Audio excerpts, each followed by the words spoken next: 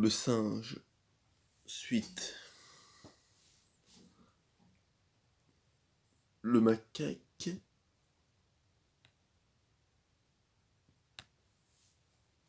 retrouve le sourire et accepte immédiatement. Le serpent le mène à un tas d'étranges cailloux. Suivant les conseils de l'aspic, il les frappe les uns après les autres.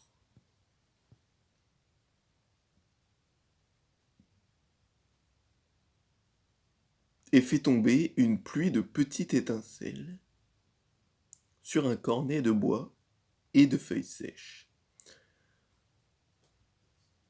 Dans un ronflement effrayant, le feu se lève de sa couche et le macaque effrayé se cache, craignant d'avoir attisé la colère. Pour les êtres comme nous, petits singes, il existe d'autres destins, mais réjouis-toi, certains sont plus glorieux et plus précieux que celui d'un roi. À défaut d'être un lion, tu seras le maître du feu. Le macaque, après un moment d'hésitation, ramasse la torche. À ce moment, il sent la chaleur sur sa fourrure et un frisson le parcourt. Les flammes dansantes font briller dans ses yeux un éclat féroce. Et dans un grand mouvement du bras, il agite sa torche vers le serpent. L'aspic brûlé siffle de douleur et rampe à toute vitesse se cacher sous un rocher. Fou de bonheur, le macaque se sent plus grand que jamais. Fier comme un lion, il retourne dans la jungle brandissant son flambeau à bout de bras. Sur son passage, les animaux le regardent, effrayés et ébahis. La gazelle le voit et ses yeux brillent d'admiration. Le crocodile se cache et tremble de frayeur.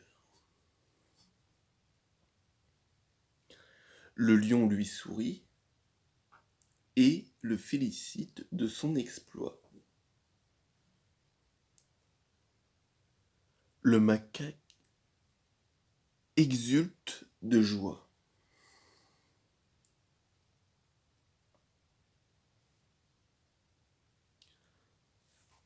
Enfin, il le voit, enfin, il est vu.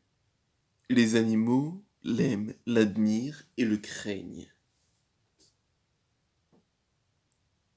Saluez votre roi, crie-t-il. Mais à ces mots, les animaux que ses prouesses avaient laissé gueule et bec béant éclataient de rire. Tu es très fort, macaque. Non seulement tu sais dompter le feu, mais en plus tu es le plus drôle de tous les animaux.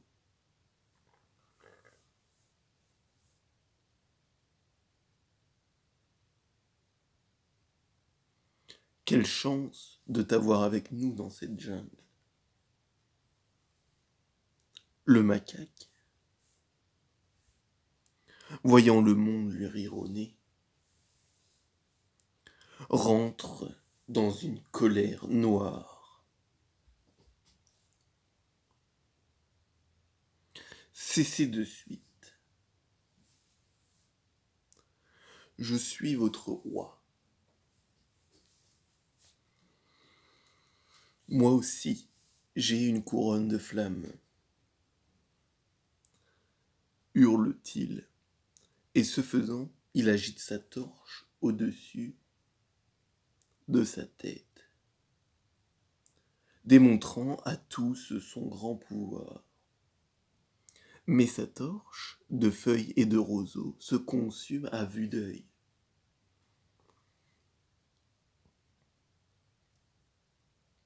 Et très vite, une flamèche vient lui mordre la patte. Dans un cri de douleur, le macaque se laisse s'échapper le feu en colère. Celui-ci se déchaîne, les braises partent en tous sens, et bientôt le brasier dévore toute la jungle et ses animaux. Plus de gazelles, de crocodiles, ni de lions, seul reste le macaque dans le désert de cendres.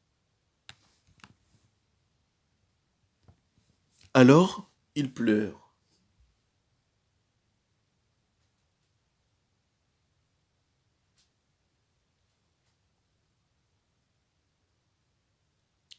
La fourrure roussie et les pattes brûlées, il est surpris par un sifflement vengeur. Je t'entends pleurer depuis tout à l'heure. Macaque, tu as eu ce que tu voulais, non?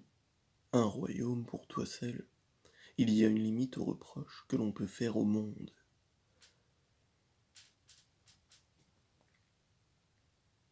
Petit singe, tu aurais pu être le plus grand des macaques. Mais tu as voulu être roi. Félicitations, Votre Majesté. Sur ces sinistres paroles, le serpent ouvre la gueule et l'engloutit. Dans ces instants amers,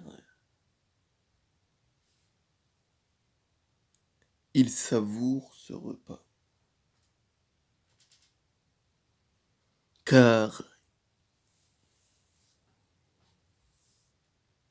ironie du sort,